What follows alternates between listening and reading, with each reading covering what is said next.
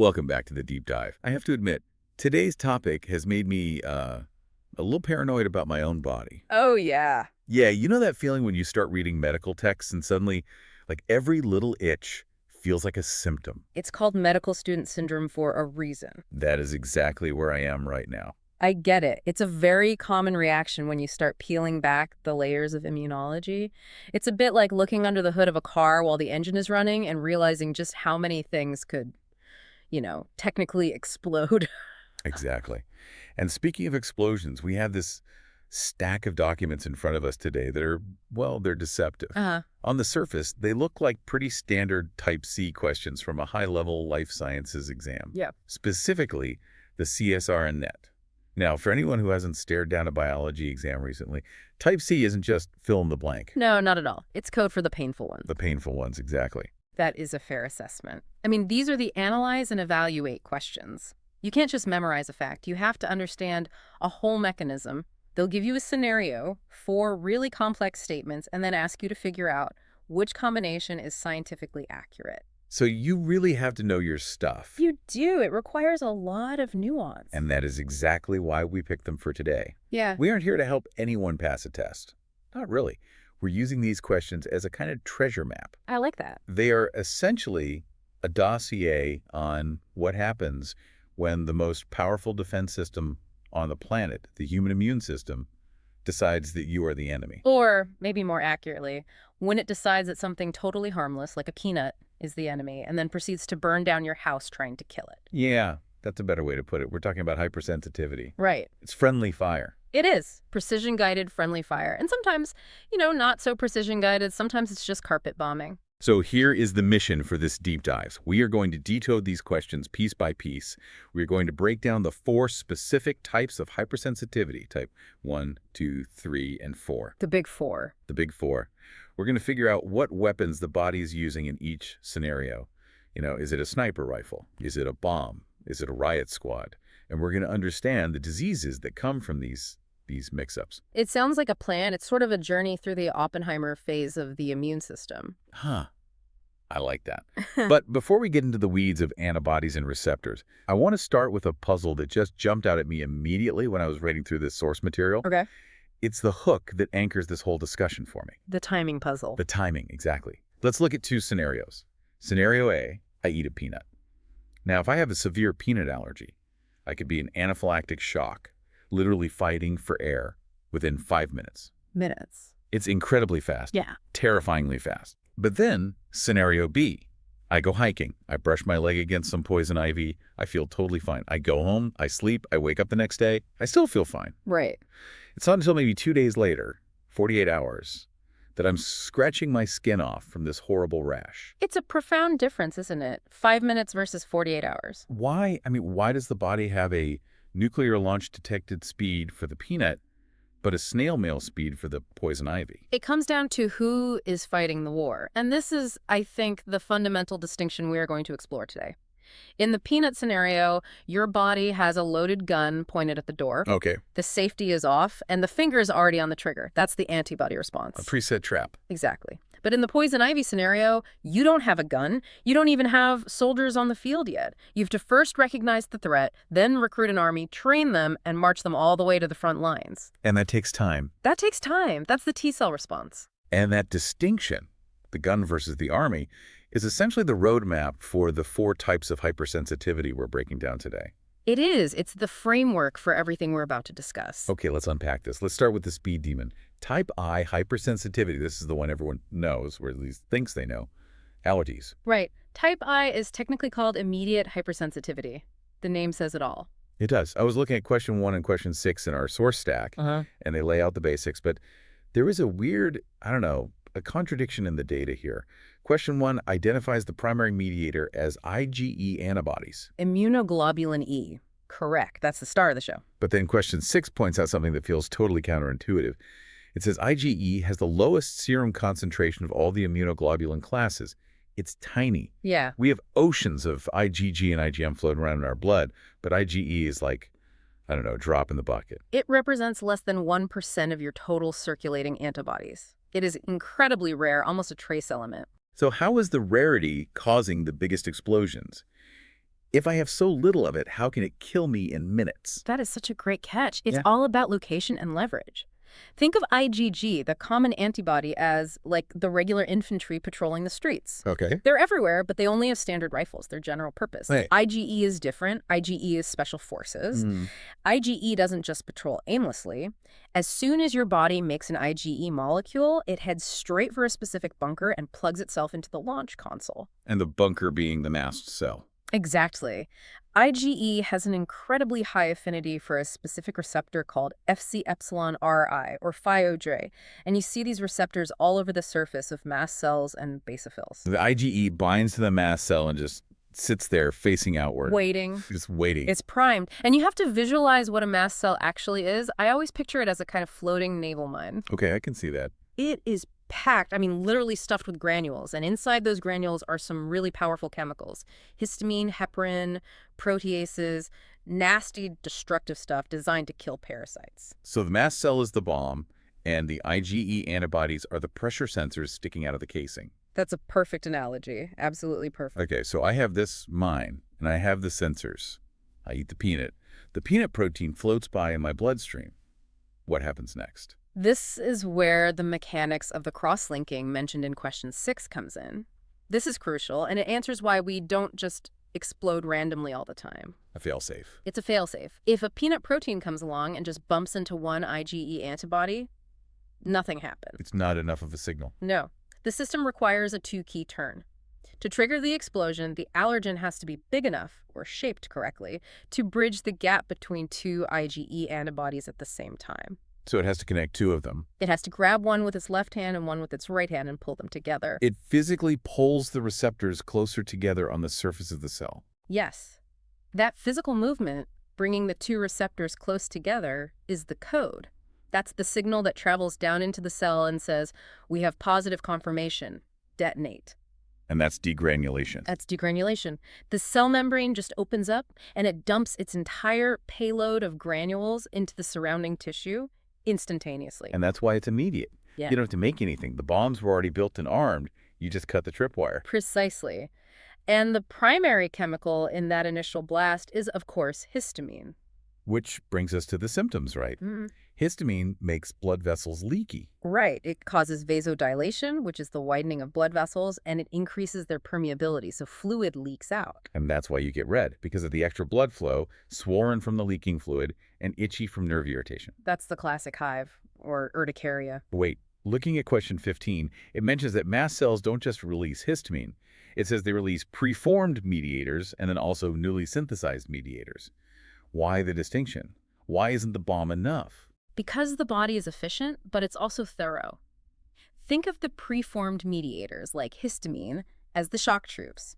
They hit you within seconds. They create immediate chaos. Okay. But histamine has a short half-life. It wears off. It gets broken down pretty quickly. So if the body wants to keep the inflammation going to fight what it thinks is a parasite, or in this case, the peanut, it needs reinforcements. So it starts building new weapons right there on the spot. Exactly. Once the mast cell detonates, it flips a switch on its internal factory to synthesize what are called lipid mediators, specifically leukotrienes and prostaglandins. Leukotrienes, that sounds like a sci-fi villain. They might as well be. They are far more potent than histamine in certain ways. They take a little longer to make, maybe 15 to 30 minutes, but they cause intense, smooth muscle contraction and sustain the inflammation for hours. So if histamine is the initial explosion, the leukotrienes are the fire that burns down the building afterward. That's a great way to think about it. The first wave and the second wave. And that actually transitions us perfectly to the worst-case scenario for type I. Question 7 in the source material talks about anaphylaxis. The nightmare scenario. Right. The source defines it as a life-threatening systemic type I reaction. And it mentions that the key mediators here are both histamine and the leukotrienes, specifically LTC4 and LTD4. But I want to understand the why here. What is actually killing you in anaphylaxis? It's usually a catastrophic failure of two systems at once, your circulation and your respiration. Okay, let's break that down. First, circulation. Remember we said histamine makes blood vessels wide and leaky. Yeah. Okay, now imagine that happening to every single blood vessel in your body at the exact same time. Your blood pressure would drop to 0. Exactly. The pipes get so wide that the pump, your heart, can't maintain any pressure. That is anaphylactic shock. Your brain, your kidneys, all your vital organs stop getting oxygen because the blood just isn't moving. Wow. And the respiration part. That's the leukotrienes. Remember I mentioned they cause smooth muscle contraction? Well, your lungs, your airways, your bronchioles are full of smooth muscle. The leukotrienes cause them all to clamp shut. It's called bronchospasm. So you are literally suffocating while your blood pressure bottoms out. That is terrifying. It is one of the most acute medical emergencies there is. But question 7 also gives us the solution. It asks for the first-line treatment. And looking at the options, I think a lot of people might instinctively reach for an antihistamine, like Benadryl. And in a severe reaction, that would be a fatal mistake. Why? I mean, if histamine is the problem, why isn't an antihistamine the solution? Because antihistamines are competitive inhibitors. They work by trying to sit in the receptor chair so the histamine can't. But in anaphylaxis, the horse has already left the barn. The room is flooded with histamine. So there's too much of it to block. Way too much. And more importantly, antihistamines do absolutely nothing for the low blood pressure or the airways that are clamped shut. They are too slow and way too weak. So the answer is epinephrine. Adrenaline. Epinephrine, Yeah. Always. Why epinephrine? What does it do that's so different? It's the physiological opposite of the reaction. It doesn't just try to block the histamine. It completely overrides the body's controls. A hard reset. It is. The allergic reaction is dropping your blood pressure. Epinephrine clamps those vessels down tight to raise it back up. The reaction is closing your airways. Epinephrine forces the airway muscles to relax and open up. It's a chemical override switch. It literally reverses the mechanics of death within moments. It is truly a miracle drug in that context. Okay, before we leave type I found a really cool little Easter egg in question 6. It talks about something called blocking antibodies. Ah, yes. IgG4. The peacekeeper. Right. The statement says that IgG4 can actually inhibit IgE-mediated reactions. This feels like the body trying to put the safety back on the gun. That's exactly what it is. It's a competitive game. Remember, for the mast cell to explode, the allergen has to reach the IgE on its surface. But if you have a lot of IgG4 floating around in the blood, the IgG4 might just grab the allergen before it can ever reach the mast cell. It intercepts the message. It's a goalie. If the goalie catches the ball, it never hits the net, which is the mast cell. This is actually the principle behind allergy shots or immunotherapy. I was going to ask about that. Yeah, we expose you to tiny increasing amounts of the allergen over time to train your body to make more of this blocking IgG4.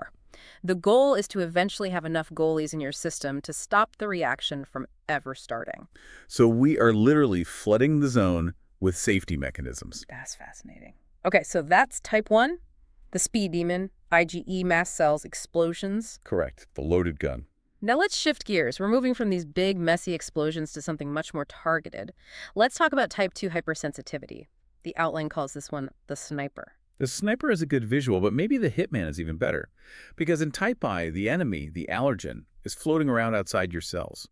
In type 2, the target is actually attached to one of your cells. It's on the surface. Okay, let's look at the source on this. Question 2 gives us the breakdown. It says type 2 involves IgG or IgM antibodies binding to antigens on cell surfaces. And that distinction is vital. First, we aren't dealing with IgE anymore. We are dealing with the heavy hitters, IgG and IgM.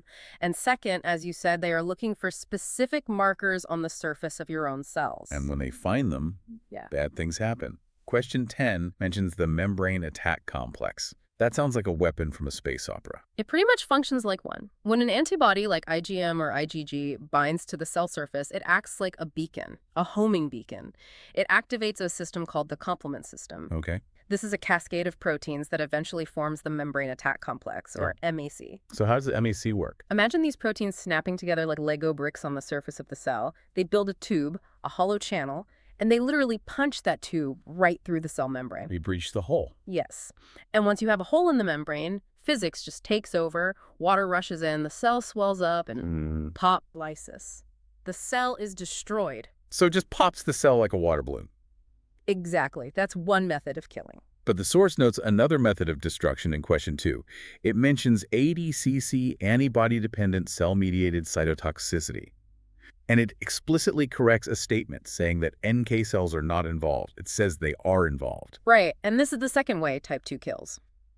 If the complement system is like an orbital strike, ADCC is more like hand-to-hand combat. Okay. An antibody binds to the target cell. A natural killer, or NK cell, comes along. It has a receptor that sees the handle of the antibody sticking out.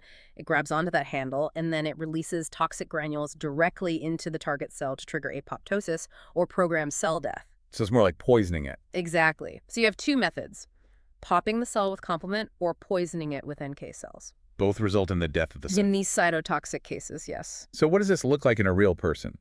Question 2 and question 14 in the source material give us a kind of hit list of diseases. Right. The classic example is autoimmune hemolytic anemia. For some reason, your body makes antibodies against a protein on your own red blood cells. And then what happens? The antibodies bind, the complement system activates, and your red blood cells just get popped one by one. You become anemic because your own immune system is systematically destroying your blood supply. Another one mentioned is good pasture syndrome. Good pasture is nasty. The antibodies target a specific part of the basement membrane, that's the structural scaffolding, in your kidneys and your lungs. So the attack is on the structure itself. Yes, so you end up with kidney failure and bleeding in the lungs. Again, it's a direct targeted attack on a specific tissue structure. And then there's the obvious one, the transfusion reaction. Right. If you have type A blood and I give you type B blood, your body has pre-existing IgM antibodies that will immediately attack those foreign red blood cells. It's a massive, acute type 2 reaction. Okay, now here's where it gets really interesting to me. Because not all type 2 reactions are about killing the cell. No, they're not. Question 14 brings up Graves' disease and myasthenia gravis. The expert note in our outline calls this receptor interference. Yes, this is a beautiful and really important nuance of type 2. Sometimes the antibody binds to a receptor on a cell, but instead of marking it for destruction, it just messes with the controls. He hacks the system. It hacks the system. Take Graves' disease. You produce an antibody that targets the TSH receptor on your thyroid gland. Okay, and what does that receptor normally do? Normally, that receptor is waiting for a signal, thyroid-stimulating hormone, or TSH, from your brain to tell it to make thyroid hormone. Right. But this antibody binds to it and mimics the signal. It pretends to be TSH. So it tricks the thyroid into thinking the brain is yelling at it. It jams the gas pedal to the floor. It screams, "Make hormone!" Yeah. At thyroid 247. The thyroid goes into overdrive, and you get hyperthyroidism. But the cell isn't dead. It's just being forced to work itself to death. So the antibody is jamming the gas pedal. Exactly. And in myasthenia gravis, it's the opposite. The antibodies target the acetylcholine receptors on your muscles. And those are the receptors that receive the signal to contract. Right. The antibodies bind there, and they either block the signal or they cause the receptors to be internalized and removed from the surface. So it's not cutting the brake lines. It's more like cutting the ignition wires. Right. The brain sends the signal, "move arm," but the muscle never hears it because the antibody is covering its ears. The signal never gets through, and the result is profound muscle weakness. So type 2 isn't just the hitman killing things, it's also a hacker.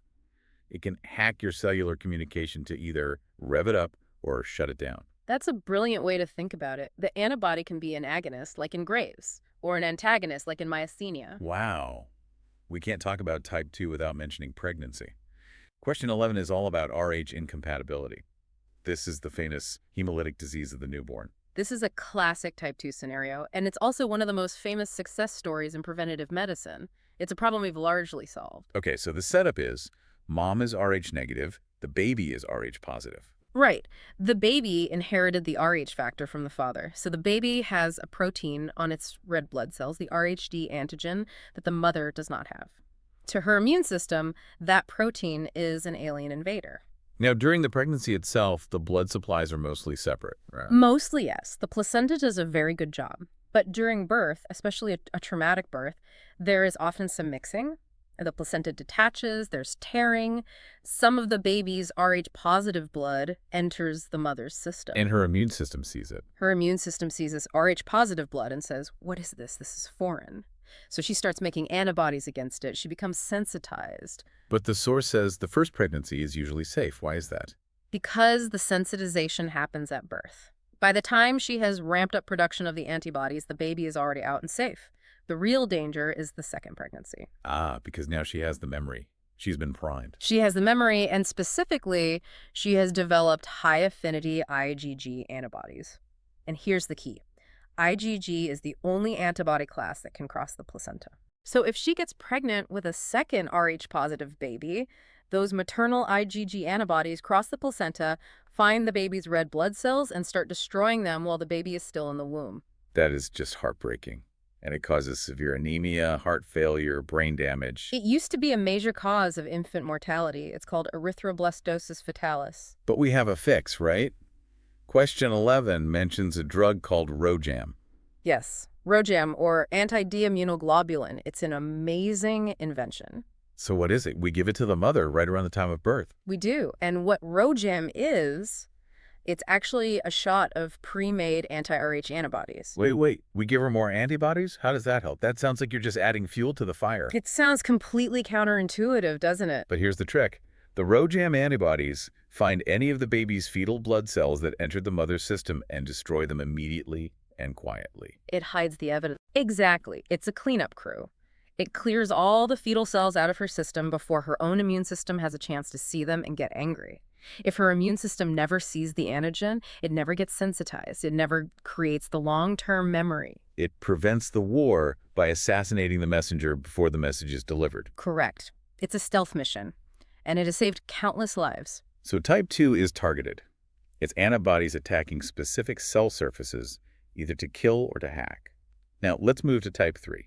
The outline calls this the clogged pipes. And visualizing this is key. In type 2, the target was a fixed cell surface. In type 3, the battle happens in the open water, in the fluids of the body. Okay. You have a soluble antigen, something just floating around, and you have an antibody also floating around. And they find each other and bind together to form an immune complex. A little clump of stuff. A clump. Now, normally, your body has very efficient systems to clean these clumps up. Macrophages eat them. Red blood cells carry them to the liver and spleen for disposal. But if there are too many of them, say in a chronic infection, or if the system is overwhelmed, these clumps don't get cleared properly. They start to fall out of solution. They deposit in tissues. And where do they land? Where do they deposit? Think about plumbing. Where does sediment and gunk tend to build up? In filters.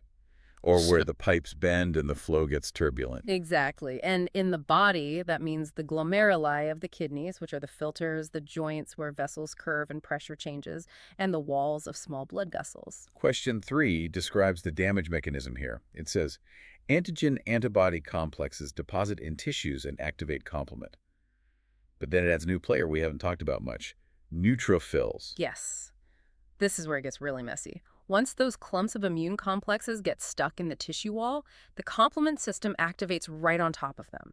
This acts as a powerful chemical siren attracting neutrophils. And the neutrophils are the B cops of the immune system, right? The first responders. Yeah, they are. They arrive in huge numbers. They see these complexes stuck in the wall of the blood vessel, and they try to do their job, which is to eat them. They try to phagocytose them. They try, but they can't. The complex is embedded in the basement membrane of the tissue. It's like trying to eat a stain on a carpet. You can't swallow the whole carpet. So the neutrophil gets frustrated.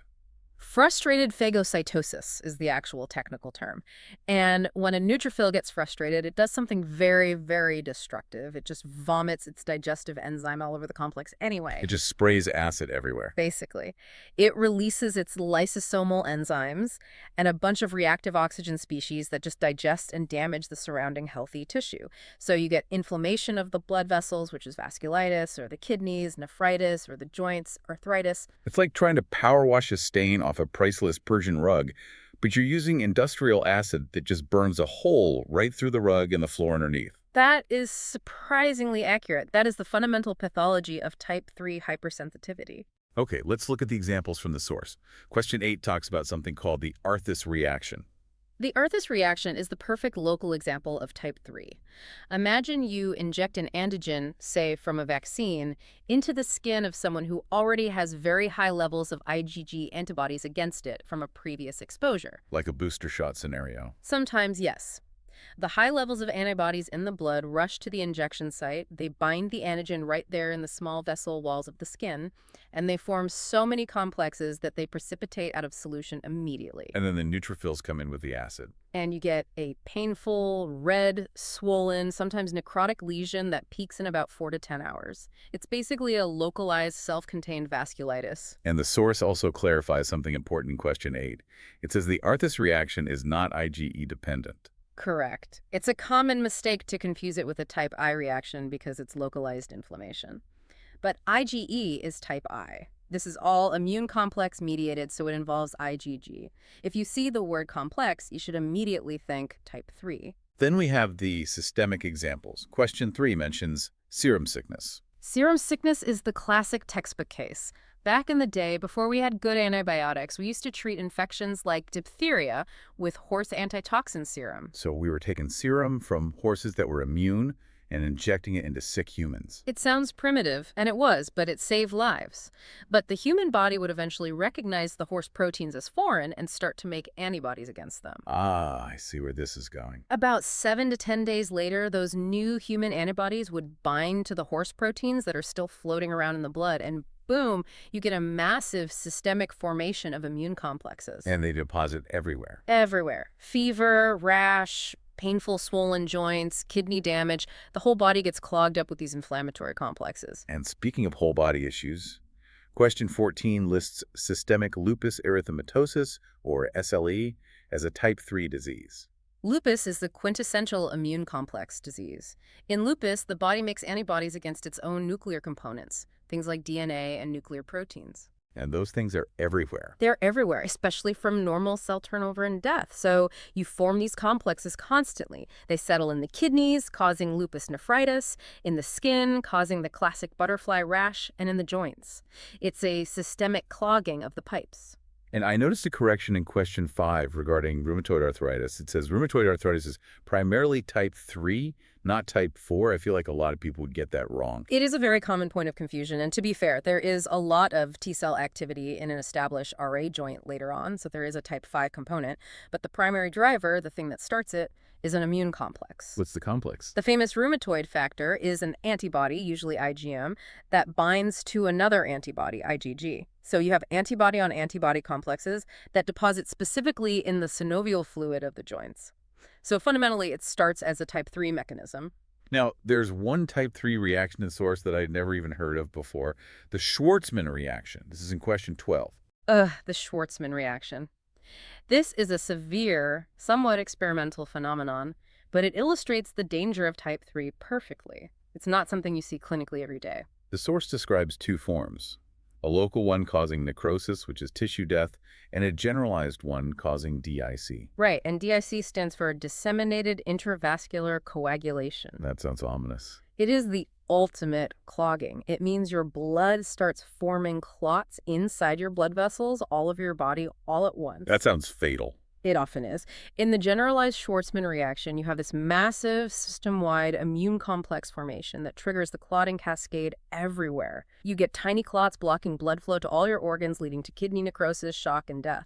It shows that these immune complexes aren't just passive trash. They can trigger other catastrophic cascades that shut down the entire organism. So type 3 is the clogged pipes, but the clog can be explosive. Indeed. It can be devastating. All right, we've done type 1, the GE explosions, type 2, the antibodies attacking cells, and type 3, the antibody clumps. I'm noticing a pattern here. What's that? They all involve antibodies. They do. They're all humoral responses mediated by proteins in the humors or fluids of the body. But now we arrive at segment 4. Type 4, hypersensitivity. The outline calls it the slow burn. And the first thing that struck me here, looking at the sources, is where are the antibodies? There are none, and that is the single biggest distinction you need to make. Type 4 is cell-mediated. Question 4 lays it out. It says type 4 is primarily mediated by CD4 Th1 helper cells. And CD8 cytotoxic cells, too, in some cases. But the key is that it's T cells driving the bus, not antibodies. This is the army, not the loaded gun. And this explains the timing, doesn't it? This goes right back to our original puzzle. Question 13 reminds us that type 5 is delayed. It takes 24 to 72 hours to peak. Think about the logistics. In type I, the mast cell is already sitting there, loaded with gunpowder. Bang, minutes. In type 2 and 3, the antibodies are already pre-made and circulating in the blood. They find their target, it's fast. But in type 4... The army isn't there yet. Exactly. Let's walk through the poison ivy example again. You touch the plant. The oil, which is called urushiol, is a small molecule. It penetrates your skin and chemically binds to your own skin proteins, changing their shape. Does your body attack immediately? No.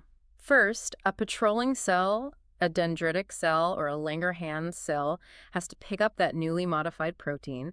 Then it has to leave the skin. It has to travel all the way through the lymphatic vessels to the nearest lymph node. That's a commute.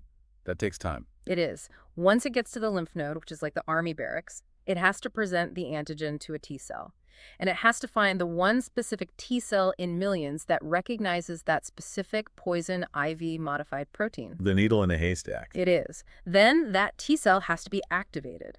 And once it's activated, it has to proliferate. It has to make thousands of copies of itself. That clonal expansion takes about a day. We're already at 24 hours just to build the army. Right. Then that newly formed army of effector T cells has to leave the lymph node, get into the blood, circulate around the body, travel back to the original spot on the skin, recognize the signals of inflammation, and exit the blood vessel into the tissue. And then they can start fighting. They arrive and they release cytokines. These are chemical signals like interferon gamma and TNF. These signals call in the heavy machinery, the macrophages. The macrophages arrive and just start eating and destroying tissue, causing the bubbling, blistering, and redness. And that's why I wake up scratching 2 days later. It's the fallout from the battle that finally started. It's a logistical delay. You are waiting for the troops to be recruited, trained, and deployed. That is such a satisfying explanation for the delay. Now, there's a really fascinating point in question 13 about transferability. This feels like a trip into deep science history. It is. This is how they originally proved the difference between these reaction types. It says you can transfer type I, or 3, but you cannot transfer type 4 via serum. Right. Imagine this classic experiment. I take blood from a person who is allergic to peanuts, a type I reaction. I spin it down in a centrifuge and take the serum, the clear yellow liquid on top. There are no cells in it, just proteins, including their antibodies. I inject that serum into you. Okay, now I have their antibodies. Right. If you then eat a peanut, you will have an allergic reaction. I have successfully transferred the allergy to you because I transferred the IgE antibodies. Got it. It's in the fluid. But now, let's say I take serum from someone who has a positive tuberculin test for tuberculosis, a classic type IV reaction. I take their serum and I inject it into you, and nothing happens. Why? Because the serum has no T cells. The memory of the TB exposure is locked inside their living T lymphocytes. To transfer a type 5 reaction, I would have to take their actual white blood cells, the living army, and put them into you. That is such a clear and elegant way to prove the mechanism. It's all about who is holding the memory. Is it the fluid or is it the cell? Let's talk about the specific examples from the sources. We've hammered the poison ivy one, which is contact dermatitis. Question 4 also specifically mentions nickel. A nickel allergy is extremely common. Cheap jewelry, the back of a watch, belt buckles. It's the exact same mechanism as poison ivy. The small nickel ions get into the skin, they bind to skin proteins, creating a new foreign shape that specific T cells recognize and hate. And then there is the tuberculin skin test, the TST. This is the diagnostic gold standard for demonstrating a type IV reaction. We inject a tiny, harmless bit of tuberculosis protein called PPD just under your skin. And we wait. We wait for 48 to 72 hours. If you have been exposed to TB before, your body has an army of memory T cells specifically for it. Over those 2 days, those T cells will travel to the injection site, recognize the protein, and start a local war. You get a hard red bump called an induration. And if you don't have the memory T cells? Nothing happens. The scout, the dendritic cell, goes out and sees the protein, but there is no army in the barracks to call. No bump. We are literally measuring the travel time and combat readiness of your cellular infantry to diagnose a past exposure to a disease. It's elegant, isn't it? It really is. So those are the big 4. But we aren't done yet. This is a deep dive, and deep dives embrace the messiness. We have a section here called Overlaps and Nuance. Because biology rarely fits perfectly into 4 neat boxes. Exactly. And question 9 brings up a perfect example. Farmer's lung, also known as hypersensitivity pneumonitis. The host asks, what happens when you inhale moldy hay? This is a condition historically seen in farmers who work with hay that has been sitting around getting damp and moldy. The mold, thermophilic actinomycetes, or fungi like aspergillus, releases clouds of spores. The farmer inhales huge amounts of these spores deep into the alveoli of the lungs. And the immune system reacts. But what type is it? It's not a simple allergy, is it? No, it's not. And question 9 tells us it's a mix. It has components of type 3 and type 4. So it's clogged pipes, A&D, a slow burn, at the same time. Yes. Initially, you have antibodies against the mold spores, which leads to a type 3 reaction. You form immune complexes in the lungs. That causes the acute symptoms: fever, cough, shortness of breath a few hours after exposure. Okay, that's the type 3 part. But because the mold spores are organic particles, they're hard to clear, they persist. So you also get a delayed T-cell response coming in, a type 4 reaction to try and wall off the infection. The source mentions granulomas. A granuloma is the body's ultimate quarantine strategy. When macrophages can't kill something, T-cells orchestrate them to build a literal wall of cells around the pathogen to contain it. That formation of a granuloma is a classic type 4 feature, so farmer's lung is a hybrid disease. And the source explicitly says it is not a purely IgE allergic reaction. So taking an antihistamine isn't going to fix your farmer's lung. Not at all. The treatment is to stop breathing the mold, and you often need powerful corticosteroids to suppress the T cells and the inflammation. Another area overlap involves the complement system. We talked about complement causing the MAC in type 2 and recruiting neutrophils in type 3. But question 10 mentions specific fragments, C3a and C5a, and calls them anaphylatoxins. This is a fascinating bit of terminology that really hints at the overlap. Remember that anaphylaxis is the name for a severe type I reaction. Yeah, caused by mast cells degranulating. Well, C3a and C5a are small protein fragments that are generated during the complement cascade, which is associated with type 2 and type 3. But when these fragments are released, they can actually float over to a nearby mast cell and trigger it to degranulate without any IgE being involved. Wait, so you can have a type I-style histamine explosion triggered by the mechanics of type 2 or 3? Yes. That's why they're called anaphylatoxins. They're toxins that mimic anaphylaxis. It shows that the immune system has built-in redundancy. It has multiple triggers for the same weapon. You can pull the trigger with IgE, which is the classic allergy, or you can pull the trigger with complement fragments. The result histamine release is the same. That makes the diagnostic work so much harder for a doctor. Yeah. You see a swollen, red patient and you think allergy, but it might be an immune complex disease that's just secondarily triggering the mast cells. Correct. You have to be a detective and look at the whole picture. And finally, let's just revisit the mast cell one last time. Question 15 says they are found in mucosal surfaces and connective tissues. That makes sense. They are the border guards. They are sentries posted at the gates: the skin, the gut, the lungs. But the question also clarifies that degranulation can be triggered by physical stimuli. Yes. This is another non-IgE trigger. You don't always need a chemical signal. For some people, extreme cold, extreme heat, or even physical pressure, like scratching, can be enough to destabilize their mast cells and cause them to degranulate. Like just popping the balloon with a pin instead of waiting for the chemical signal. Exactly. This is why some people get hives just from being in the cold. It's called cold urticaria, or why some people can literally write on their skin and have it puff up into a red line. That's called dermatographism. Their mast cells are just unstable. The body is it's incredibly complex. It's like a machine with a million moving parts, and we're just trying to read the manual after it's been built. It's a chaotic symphony, but usually, against all odds, it plays the right tune. So let's bring it all back home. We've covered a lot of ground. Let's recap the big four one last time just to lock it in. Sounds good. Type 1. Type 1, the speed demon, IgE antibodies, mast cells, histamine. Think asthma, anaphylaxis, your classic peanut allergy. It's immediate. Type 2. Type 2, the hitman or the hacker. IgG or IgM antibodies targeting your own cell surfaces. Complement pops them with the MAC, or NK cells poison them with ADCC. Think blood transfusion reactions or autoimmune hemolytic anemia. Or Graves' disease. Or Graves' disease, right. Type 3. Type 3, the clogged pipes. Antigen-antibody complexes floating around and depositing in tissues. Neutrophils get frustrated and cause collateral damage. Think lupus, serum sickness, rheumatoid arthritis. And finally, type 4. Type 4, the slow burn. No antibodies involved. T cells are the generals. It's a delayed response, 24 to 72 hours, because of the logistics of moving the army. Think poison ivy, the TB test, contact dermatitis from nickel. And the distinction that stuck with me the most from this whole discussion is that transfer idea. You can transfer the first three with just serum, just the fluid with the antibodies, but you can't transfer type 4 without giving someone the living cells. It's the fundamental divide in all of immunology. Humoral immunity, which is in the fluids and uses antibodies, versus cellular immunity, which uses the T cells themselves. It really makes you reflect on the nature of our immune system. It's this incredible double-edged sword, the very mechanisms that are designed to save us. Complement to pop bacteria, neutrophils to eat invaders, T cells to kill infected cells are the exact same mechanisms causing all these diseases. Evolution doesn't really care about your comfort. It cares about your survival to reproductive age.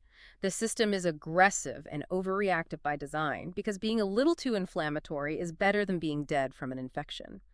Hypersensitivity is just the price we pay for having an immune system powerful enough to keep us alive in a world full of pathogens. And here's a final thought to chew on, something that we touched on but didn't fully explore. We talked about how type 1, 2, and 3 are antibody-mediated and transferable via blood. Just think about what that means for a second. Your blood, your plasma, carries the memory of your enemies in the form of these little protein molecules. If you donate plasma, you are technically donating your biological wanted posters to someone else. That is true. You are sharing your immunological experience, your history of exposures. But with type 4, the memory is locked inside the living cells. It's personal. It can't be shared as easily. It suggests that there are these different layers of biological experience, some that are almost public transferable in our fluids and some that are deeply private, locked in the identity of our T cells. And it fundamentally changes how we can treat these things. You can filter antibodies out of blood with plasmapheresis, but you can't easily filter out just these specific bad T cells without wiping out the whole army. That's a profound way to look at it. The T cell response is indeed much more intrinsic to the individual's biological identity. It's a deeper memory. So next time you see a rash, or sneeze at a cat, or have to wait 2 days for a TB test result to come back, think about the army inside you. Think about the weapons they're choosing. And think about the difference between a minute and a day. It's all about the timing. Thanks for listening to this deep dive into the friendly fire of the immune system. We'll see you in the next one. Stay curious.